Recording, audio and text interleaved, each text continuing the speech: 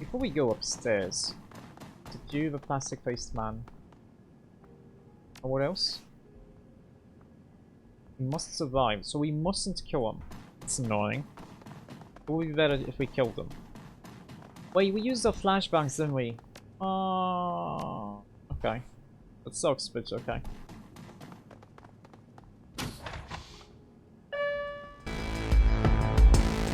Oh, it's some music.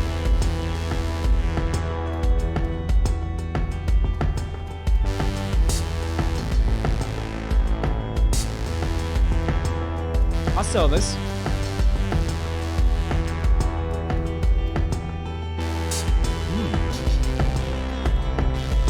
What's this? This wall bench looks large enough for a drone. Drone! Do your thing, drone.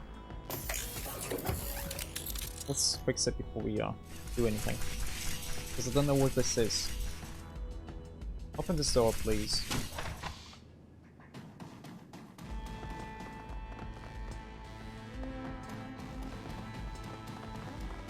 Oh hey, monies! 360 million. Oh, drugs. No, it's a gold trauma kit. Nice, that's like 250 gold. I mean, million.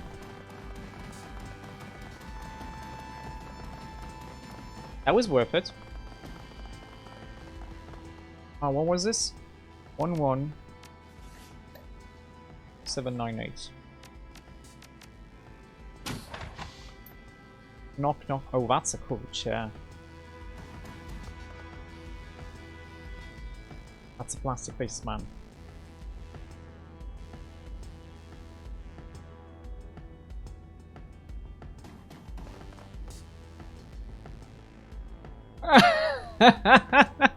That's a mistress. She's a troll.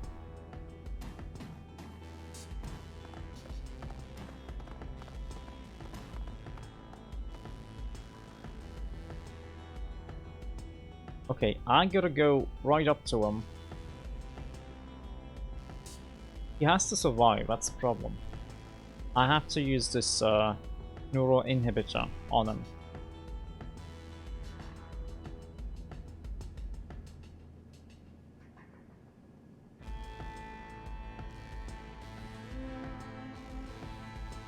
Okay, we do want to do martial defense though.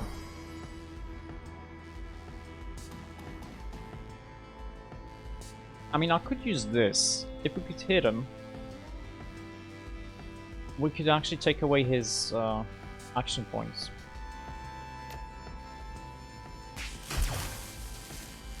Oh, it's 12!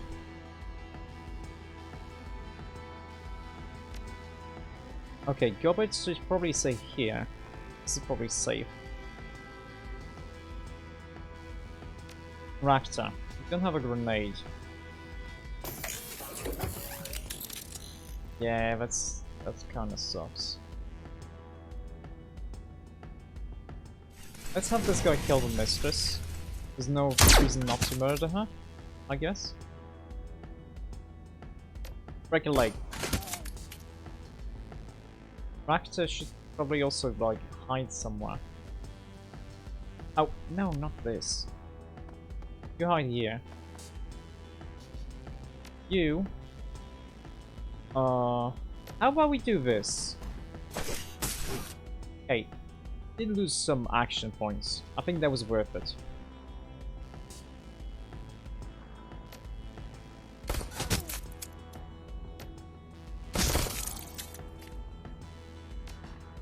Roberts, are you the Overwatch this way? Isabel, go here. Yeah, enter.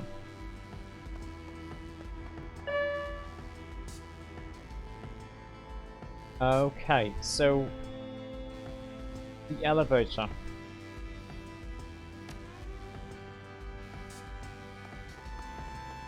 There's nothing here, yeah?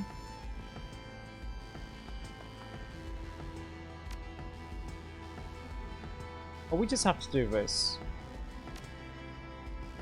Raptor. It would probably be best if we go hide.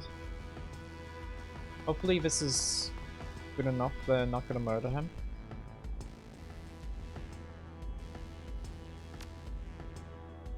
Overwatch this way.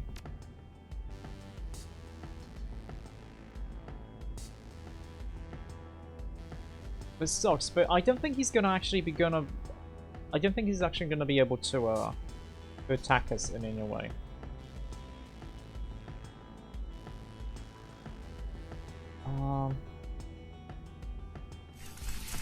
Let's go here. And overwatch this way. And now I should also go here. He's gonna shoot goblins, I'm pretty sure. But that's okay.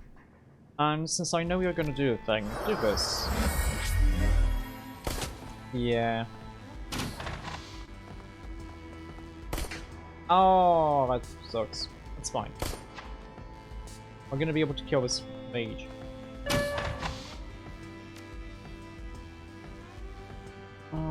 Hey, do you have access on me? No. That's fine, he's gonna be unconscious next turn. So, what I should do, is... Well, no matter what, it's gonna suck. I do want to kill mage though. Do this. I think goblins may have enough of a view on you. Wait, you moved? Oh, you moved to him. Oh, that sucks. Oh, he's already inactive. That's great. Let's attack you then. Actually...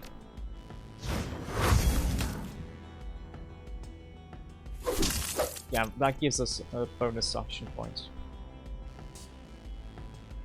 Okay, you go here then. Rakta...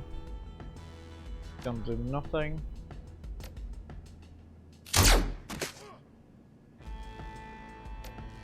Try to get his leg.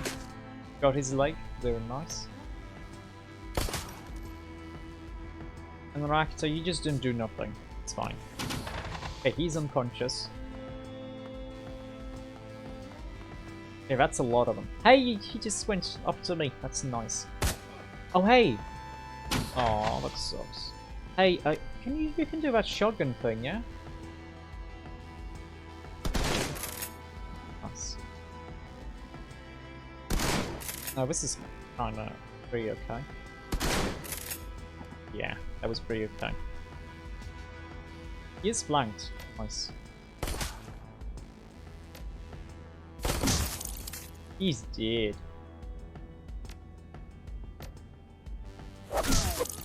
Oh wow, all three of them hit. That was 57%.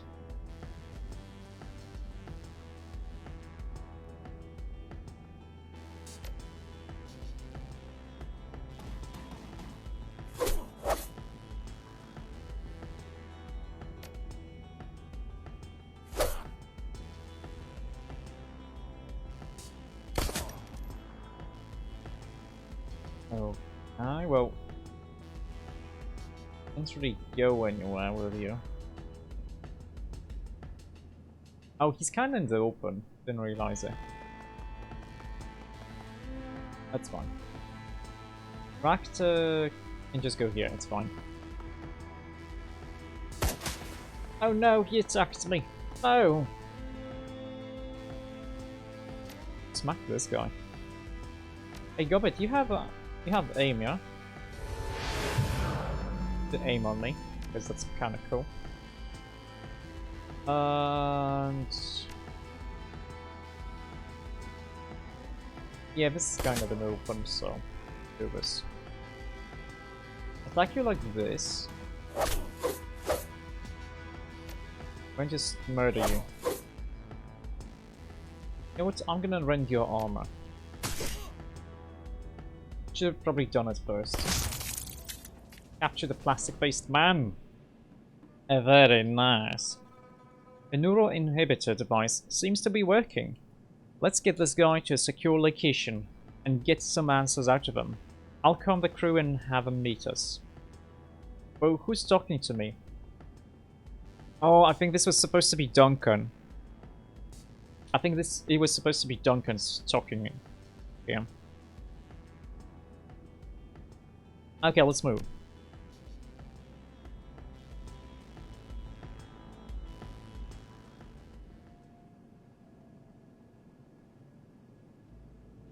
The crew is silent as they lead your captive to the rooftop rendezvous you designated before the run. Just as you planned, you find the others waiting there for you. Lee Tylon's artificial features are molded into an expression of aloof intellect and mocking rigidity. The plastic that makes up his face is soft, flexing with the motion of his underlying musculature. Overlapping wafers of silver and bronze foil buried inside the material catch the light as he moves. It's the work of a master craftsman, cyberware as a form of modern art, likely commissioned at modern art prices, an ostentatious display of status and wealth. Plastic-faced man examines the zip ties that binds his wrists with an expression of detached amusement. Isabel runs a long cable from her PDA to the jack in the back of his head and nods at you. Well, this is interesting, I must say. He chuckles, an odd, hollow sound. I don't recall ever having been in this situation before. Usually I simply awaken to find myself in a strange new environment, wondering what happened. Odd way to live, don't you think? It's not hard to get used to, really. It's my business, after all. It protects me and it protects my clients. Surveys your crew with detached indifference. Looking at the lot of you, I think it's safe to assume that a violent extraction of information is the next order of business. Oh, you can bank on that, asshole. Wu focuses his attention on the plastic-faced man's kneecaps. So, you chose to grab me in an intimate moment. I suppose that's wise. Only moderate resistance. The girl paid for it, didn't she? He considers. Clearly. Preservation of metahuman life isn't a priority for you. I mean, obviously, we want to take a revenge on you. That was just part of it. Fist, we have a problem. Isabel stares down at her PDA. Dreamland's neural inhibitor software isn't interacting with this guy's cortical implants the same way it worked with her own. It's only going to slow the memory wipe process. Okay. How long do I have? I don't know. We're talking about software I didn't write interacting with two different pieces of hardware I've never seen before. We're lucky this works at all. She begins a flurry of two-handed thumb taps on her PDA. I'll try and key in some buffering routines or something to slow it as much as I can, but my confidence is low. Isabel shakes her head at the PDA, her face pinched in frustration. This guy's memory is going to get wiped one way or another. I'd start asking questions first. Tense. Very tense. The silky plastic of his face slides into a smooth smile. I guess I'll answer your questions rather slowly. I don't have time for your bullshit. You're professional. You know what's next. Just give us what we want. Raxus smiles and Kosh's servers whir, as if in anticipation. I was joking. Of course, I'm going to give you what you want. My clients know I'm a professional and that I take extraordinary precautions to protect their secrets. If those precautions were compromised, it was due to an extreme circumstance. His chin lifts a bit, and his tone becomes even more matter-of-fact. You ask your questions, Fist. I'll answer them as efficiently as I can. When we are done, I'll shake hands with the stranger and walk away wondering, what just happened? Why is Josephine Tsang trying to kill us? That's kind of important. I don't really care about him. She believes you're here to destroy one of her special projects. Prosperity? Yes, although technically, there's more than one Prosperity. Prosperity Tower is Tsang Mechanical Engineering's corporate headquarters. Prosperity is also one of Josephine Tsang's pet projects. Which one you want to talk about?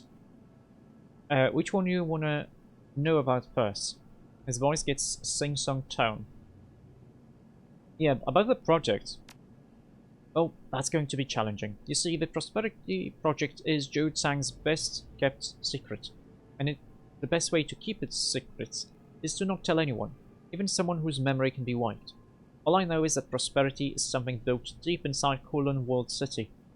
Some kind of experiment that her son was working on. Edward Zhang. No wait. Raymond Black. My father. Who stands up tall, takes that amused tone he gets when someone's about to get hurt. Hey, Mr. Plastic. Maybe you could settle a bet between me and my brother. Wu puts his face close to Lee's, his breath fogging the white plastic. Now I think Raymond is still alive, but my brother here isn't so sure. I mean, I said he could be alive. Wu's voice drops to a stage whisper. Which is it, buddy? Raymond Black? Dead or alive? I got 20 million on this. Guys, a status bar just popped up. It isn't moving yet, but you never know when it might take a jump. The little decker watches us screen for a moment. It's stuck at 0 right now, but the process is starting and there's nothing I can do to stop it. Here, give me that. Lee reaches out a perfectly manicured hand to Isabel. I'll show you something. Isabel pulls away on instinct and looks at you. This is a calculated gamble. You're running out of time and holding all the guns. I have information you want and betting that if I share it with you, you won't kill me when this is over. Sure, let him have it. Plastic-faced man takes the PDA from Isabel and stares down at the screen. His eyes become unfocused, and he stands like a statue. A low-resolution video recording pops onto the screen. A small weathered man, possibly in his 70s, is strapped into a high-tech chair and connected to an elaborate scientific instrument behind him. Recording is from the first-person perspective, presumably the plastic-faced man's. This is from when I first brought the asset, your father, Prosperity Tower. His eyes remain unfocused, still as a statue, after I took him from the tea house on the docks. The video continues and a confident voice can be heard from off-screen, a woman's. You can't make out what she says. Point of view turns to the right, and a graceful woman of indeterminate age steps into view. She is clearly advanced in years, but access to a nourishing diet and cutting-edge pharmaceuticals afford her the vitality of someone much younger. She speaks directly to the camera. Her tone is hard. I warned you to be gentle with him, Mr. Lee. She looks over at the old man with genuine concern. He looks as if someone tased him. The voice of a plastic man face man replies. I assure you, Mrs. Zhang, I was gentle. He walked out of a tea house under his own power. The old man speaks, his voice weary and hoarse. May I have some water, mother? My throat feels like it's on fire. I'm gonna be honest. He looks a lot more normal than I thought he would. I don't remember if we saw his portrait before. He responds tenderly. Yes, of course, Edward. I'll have someone bring you some ice chips. The plastic-faced man speaks again, his voice lowered. Your son has apparently been through some sort of ordeal. He appeared demented at times, and he's been mumbling about stopping something. Prosperity, I think. Yes, well, that won't be happening. The woman addresses her son, speaking a bit too loudly, as if he is hard of hearing. You won't be stopping prosperity, Edward. I want you to get that out of your mind. Do you understand? I understand perfectly well, Mother. There's no need to shout, but I won't give up. Prosperity must be stopped. All those poor people. The woman frowns and shakes her head. I know, Edward. I know, these poor people. I've done a lot of good to make up for it since you left. Shelters, hospitals, all sort of good work. And now it's time to do something for you. Something I should have done long ago. Perhaps. From the left side of the screen, a man enters in a white lab coat. The woman looks up and nods, and the lab-coated man places a chrome apparatus on the old man's head. Raymond speaks dreamily, as if a drug has started its work. What is this, Mama? What are you doing to me? I'm fixing you, Edward. He walks up close to the old man, strokes his head tenderly, leans forward to kiss it. All you can see is failure. You're incapable of seeing the good in what you've done. The man in the white lab coat presses a button on Raymond's chair, and a robotic arm swings into view. A cobalt blue light springs from its tip, and the arm quickly circumnavigates the old man's head, bathing it in oscillating blue. A high-definition three-dimensional image of Raymond's brain appears on the wall behind. I've been inspired by Mr. Lee here. The woman turns and looks at the camera. We are going to do some editing of your memories to relieve you of your burden. Raymond mumbles dreamily, desperately fighting to get the words out. No, Mama, wait, I'll figure out what to do. And then he is asleep. The woman moves closer to the camera. Your payment will be made according to our agreement. She turns away, her voice cold. Once the rest of them are dead. The video ends, the plastic-faced man exhales slowly. I've taken a big risk, showing you that. I don't give a rat's ass. Who turns to you? You see, I knew it, I told you. This Raymond's alive. Tang's holding him at Prosperity Tower. Maybe alive, but it looks like his mom's gonna erase part of his memory, just like Johnny Plastic here. She's gonna try to fix him. What kind of mother would do that? Something catches her eye and she looks down suddenly. Shit. Isabel thumbs her PDA furiously, but it's no use. That's it, he's wiping. She pulls the cable from her PDA and drops it to the ground in aggravation. Oh, hello. Plastic-faced man looks down at his zip-tied hands and then slowly surveys his surrounding. Oh, isn't this awkward? What do you want to do with this guy? He's got no memory, so he's probably safe. It's probably safe to let him go. But Auntie said he should take a dirt nap. Will raises his rifle. All the same to me. I mean, we were supposed to kill him. I want the money from Auntie. What Auntie wants, Auntie gets. But he gave us everything we asked for and more. He's seen our faces. But I have nothing to connect them with. If it's all the same to you, I'd prefer to just walk away. No, kill him. My pleasure. I mean, obviously I'm supposed to... What do you expect me to do, game? Auntie wanted me to kill him, so I killed him.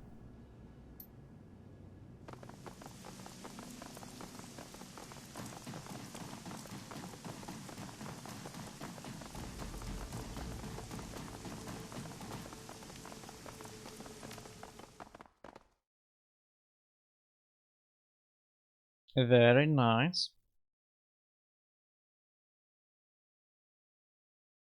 The trip from Shekip May back to Huoi is quiet, as you process the information revealed by the plastic-faced man. Prosperity is a name, two names actually. One is a secret project Raymond was working on before he left for Seattle. The other is the corporate headquarters of Tang Mechanical Services. And Prosperity Tower is where Raymond Black is being held, alive. It's also where his memory is in the process of being reprogrammed by his mother. And time is ticking. The plastic-faced man proved surprisingly amenable and quite useful before you killed him. Your next stop is kindly Cheng. You'll want to hear this. 10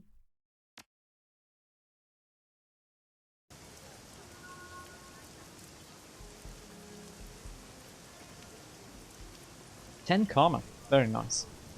You step out of the MTR station and into the balmy night air. An impenetrable wall of clouds, heavy with imminent rain, is blown in from the south. It covers the stars, causes them to wink out one by one. You can smell something on the air, something electric. The wind whips up around you, and the clouds begin moving in a thick grayscale swirl. The spiral builds and grows, shimmering with faint amber light. As you catch the clouds roil in the sky, the sounds of a city retreat. A bubble of soft white noise replaces them, wrapping around your head and reflecting your own heartbeat back on you. You look down from the clouds, see the lights of the docks dancing in a warm, saturated bloom. Let's take a photo or not. You raise your wrist to capture the view with your PDA's built-in camera. The image swims into focus on the machine's tiny screen as the camera's lens adjusts to the light. And that's when the first twinkle tickles your chest. Lets you know something's coming.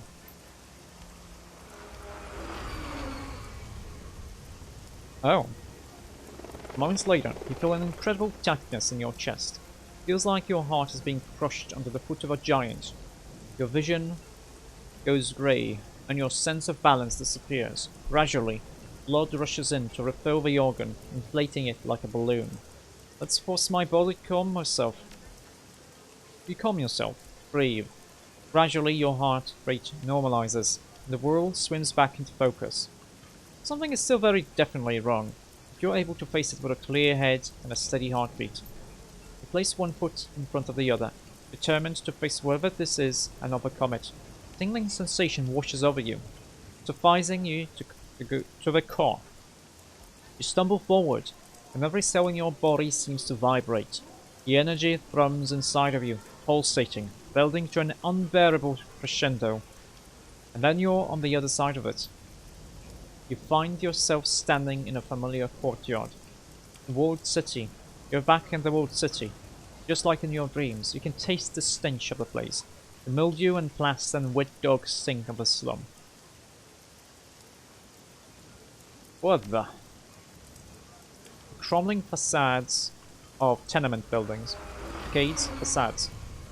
Tenement buildings lean into one another above you, closing in on either side and creating a narrow walkway.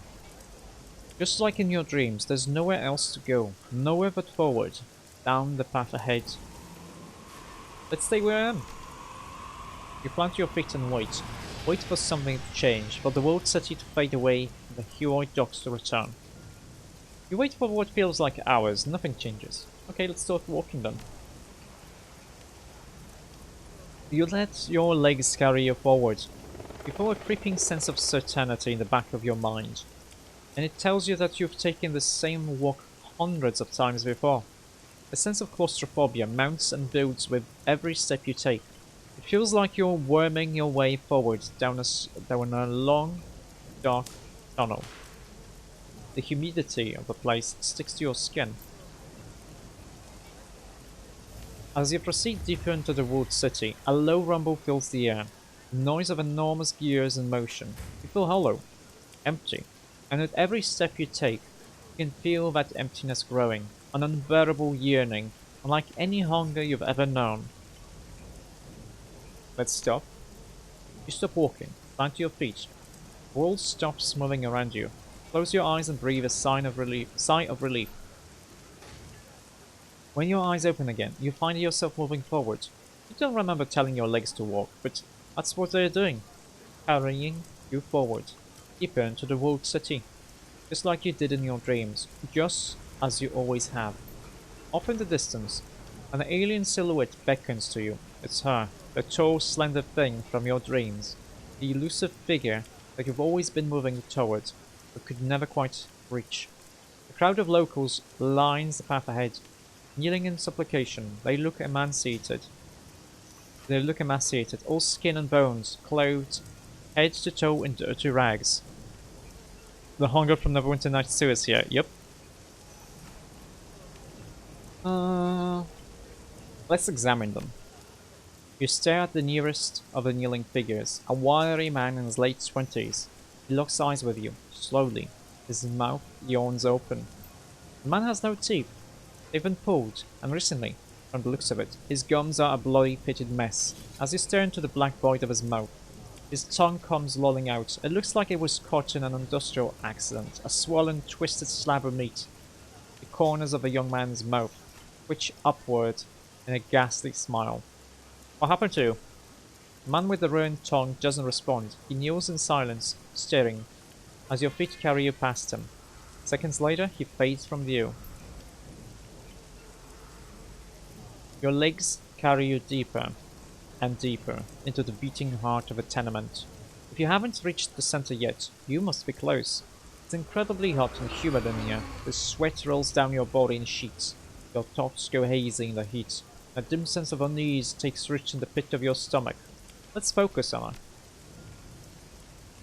You try to concentrate on the unease that you're feeling, but you find it impossible to focus. And I find it impossible to focus because there's a fucking mosquito right next to me. Let me kill it. Just a sec.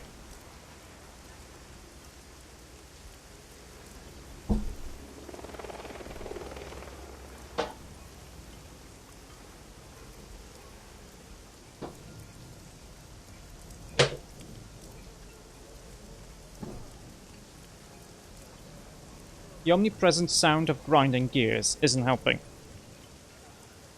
Looking up, you can see where the noise is coming from. A hatch. The same door that you saw in your nightmare back when all this began.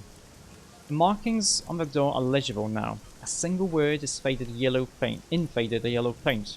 Prosperity.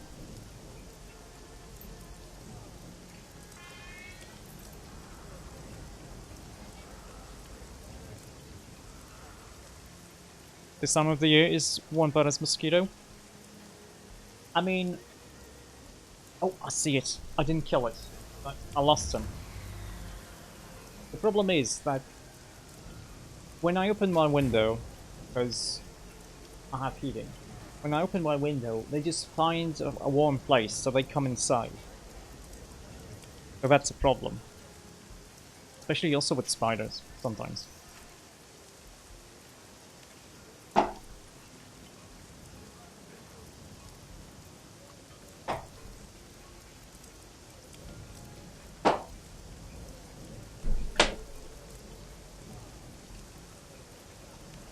This time it's dead, though. Suddenly, impossibly, the alien figure that you've been moving towards is standing right in front of you. At the same time, your vision finally clears, and ice water runs through your veins. The walled city isn't a slum at all. It is an enormous gaping maw, and the buildings are a forest of crooked teeth. You have the best repellent, your wife, they go to her. Yeah, some people are like naturally attractive to mosquitoes. It's confusing why it happens, but I guess maybe mosquitoes like certain blood types. I don't know.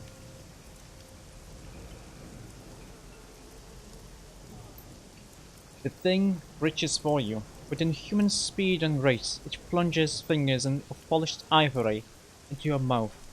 Slowly, terribly, it begins to wrench your jaw open. You can feel your teeth splinter and break, and... It took away my teeth. Rough fingers on your shoulders snap you back to reality. A hand clenches into a vice-like grip and yanks you backward, off your feet. You come crashing down to the floor of the Hioi MTR station. You can feel a rush of wind just in front of you, a passing train. What's wrong with you, Fist? Strangler Bow eyes you coolly. Onto-Chain's lost too many runners already. Besides, there are cleaner ways to end your life than jumping in front of a train. Oh, thank you, I owe you my life. Oh, actually, this wasn't a suicide attempt. I was under magical attack. He grunts, turns his back to you. Whatever. Now get up and get back to the floating wreck that you sleep in. Gained 3 karma just for having this dream.